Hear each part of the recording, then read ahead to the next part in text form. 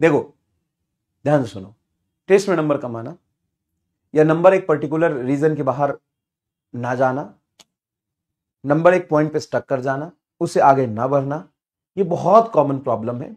और मुझे थोड़ा ऑफलाइन बच्चों से मिलने का मौका मिला, उनसे मैंने बात किया, तो मेजोरिटी बच्चों का ही प्रॉब्लम है, चाहे वो 300 पे अटका है या 400 पे अटका है या 500 पे अटका है, 600 पे अटका है या 650 पे अटका है या 700 पे अटका है, अटका है कहीं ना कहीं, वहां से बढ़ ही नहीं रहा है। तो मैं आपको बता दूं, इट्स नॉर्मल, नहीं बढ़ता इतनी आसानी से। और जब तक सिलेबस चल रहा तब तक तो बिल्कुल नहीं बढ़ता। अगर यहां पे अटका है तो एक बात समझिए कि सिर्फ आप ही का नहीं अटका है, वो सबका अटका है। और इससे आगे निकलने का बस एक ही रास्ता है, और वो है उम्मीद, बस और कुछ नहीं है। मजाक कर रहा हूं। एक ही रास्ता है, वो है कि आप सबसे पहले टेस्ट देने के बाद पेपर एनालिसिस करें। कैसे करें पेपर एनालिसिस? कि आपने कितने सवाल कर लिए, आपसे कितने नहीं हुए। अब जो नहीं हुए उसका रीजन ढूंढिए, कि रीजन ढूंढिए, उसका रीजन क्या है। रीजन हो सकता है सिलेबस कंप्लीट नहीं है, रिवीजन नहीं है ना, syllabus not complete, syllabus not complete, syllabus not complete, revision, revision, no revision, no revision, no question practice, question practice, silly mistake, silly mistake, exam में जाके सब भूल गए, एग्जाम में जाके भूल गए, भूल गए, कैसे होगा, कैलकुलेशन एरर, वही हो गया सिली मिस्टेक। तो सिली मिस्टेक मतलब कैलकुलेशन एरर, टाइम मैनेज नहीं हुआ, सब कुछ ठीक था, टाइम मैनेज नहीं, टाइम मैनेज नहीं। तो आपको ये काम करना पड़ेगा, आपको ये काम करना पड़ेगा। क्या करना पड़ेगा? कि आपको पेपर एनालिसिस करके रीजन फाइंड आउट करना है। समझिएगा प्लीज, समझिएगा प्लीज, बहुत इंपॉर्टेंट बात, कि आपको पेपर एनालिसिस करके रीजन फाइंड आउट करना पड़ेगा कि सिलेबस हमारा कंप्लीट है कि नहीं। क्या हमने सिलेबस अभी कंप्लीट ही नहीं किया और उसके टेस्ट दे रहे हैं, तो ऑब्वियस सी बात है नंबर कम ही आएंगे। या हमारा रिवीजन ही नहीं है, पर तो पूरा लिए रिवीजन ही नहीं है। या हमने क्वेश्चन सफिशिएंट प्रैक्टिस नहीं करी है, इसलिए हमें क्वेश्चन नया मिल रहा है। या हमें नया क्वेश्चन नहीं मिल रहा है, सिली मिस्टेक्स हो जा रहा है। या एग्जाम में जाके सब कुछ भूल जा रहे हैं, या हमसे टाइम मैनेज नहीं हो रहा है। इसके अलावा मुझे नहीं लगता है कोई और रीजन हो सकता है। क्या यही रीजन में से कोई एक रीजन है आपका कि इससे अदर है? बताइए, इससे अदर रीजन है कि यही रीजन है कि सर सिलेबस हमारा कंप्लीट नहीं है, सर हमारा रिवीजन नहीं हो रहा है, हमारा क्वेश्चन प्रैक्टिस नहीं है, सिली मिस्टेक्स हो जा रहा है, एग्जाम में जाके भूल जा रहे हैं, या टाइम मैनेज नहीं हो रहा है। इसके अलावा तो कुछ नहीं होगा। नहीं सर, अगर सिलेबस कंप्लीट नहीं है तो अब वो समय आ गया है जहां से आप वन शॉट से सिलेबस कंप्लीट करिए। क्योंकि अब अगर आप फरवरी मिड में आके बोलते हैं कि हमको पूरा पूरा पढ़ा दो 6-6, 7-7 लेक्चर में, तो आपकी बेवकूफी है। कहीं वैसे जगह पे जाओ जहां पे कंसाइज लेक्चर मिल रहा हो। कंसाइज लेक्चर का मतलब है कि अलग सर स्टाइल टीचिंग, मतलब अलग सर इज अ जेम। अगर बात करें ये कंसाइज टीचिंग की बात हो तो मैं मतलब सडन मैंने बोला लेकिन सही बोला है। अलग सर की टीचिंग बहुत ही कंसाइज है। वो तुमको बताएंगे कि भाई देख ऐसा है कि तू बायो है, वो सीधा बोलते हैं, है ना, सीधा मुंह पे बोलते हैं तू बायो है, तू गधा है, तो बोलते हैं कि नहीं? हाँ, तो तू बायो है। अब तू रिसर्च तो कर नहीं सकता फिजिक्स में, ऑलरेडी तुम्हारा सिलेबस पेंडिंग में है। तो तू अगर ये सोच रहा है कि तू इसरो का साइंटिस्ट बन जाएगा तो तू गधा है, तू बायो है। तू देख ये फॉर्मूला होता है और इस फॉर्मूले में ये सवाल आता है, इसको इस तरीके से हमें करना होता है। तो कंसेप्ट की क्लियरिटी, उससे डायरेक्ट सवाल, और उस सवाल को सॉल्व करके दिखा दिया। समझ में आया कि नहीं है?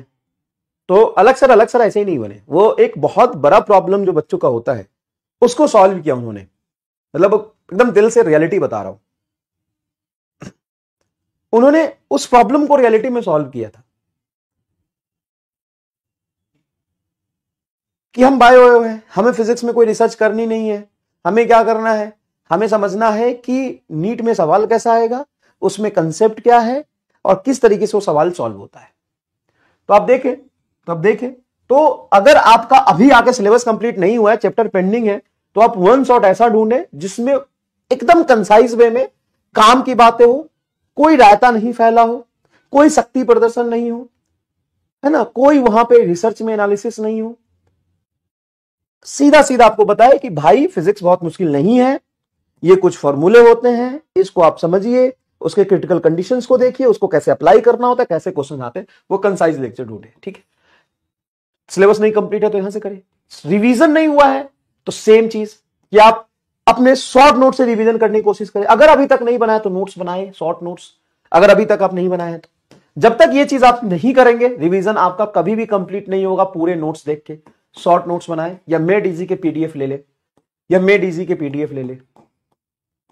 ठीक है, तो देखिए मैं आपको बता रहा हूं एकदम ईमानदारी से कि अगर आपके नंबर रुक गए हैं तो सेल्फ एनालिसिस करें, पेपर एनालिसिस करें। अगर रीजन सिलेबस कंप्लीट नहीं है तो कंसाइज लेक्चर ढूंढे। रिवीजन नहीं हो रहा तो शॉर्ट नोट्स या मेड इजी के पीडीएफ से रिवीजन करें। क्वेश्चन प्रैक्टिस अगर नहीं हुआ है तो आप पीवाईक्यू करें, पीवाईक्यू करें और बैच के डीपीपी करें और नोट्स करें। दूसरा, सिली मिस्टेक्स हो जा रहा है या एग्जाम में जाके भूल जा रहे हैं, इन दोनों के लिए प्री पेपर सॉल्व करें, प्री पेपर सॉल्व करें। कैसे करें sir pre paper? Pre paper solve का मतलब होता है कि जैसे मान लो आप टेस्ट देने जा रहे हो और टेस्ट में फुल लेंथ पेपर आ रहा है, तो आप क्या करें, अब क्या करें, रैंडम लास्ट ईयर का कोई भी पीवाईक्यू उठा ले, पूरा एक पेपर उठा ले। जैसे नीट 2017 का पेपर उठा लिया, 18 का पेपर उठा लिया, 22 का पेपर उठा लिया, और इसको पहले प्री कर ले with time limit, with time limit. और पूरा अगर आपको पेपर मिल रहा है 200 क्वेश्चन वाले, तो 200 क्वेश्चन को ही आप पूरा समझे और समझे कि हमें 200 क्वेश्चन पूरे करने हैं, तो टाइम लिमिट के साथ फुल पेपर आप घर पे करें, तभी आप पेपर देने जाएं।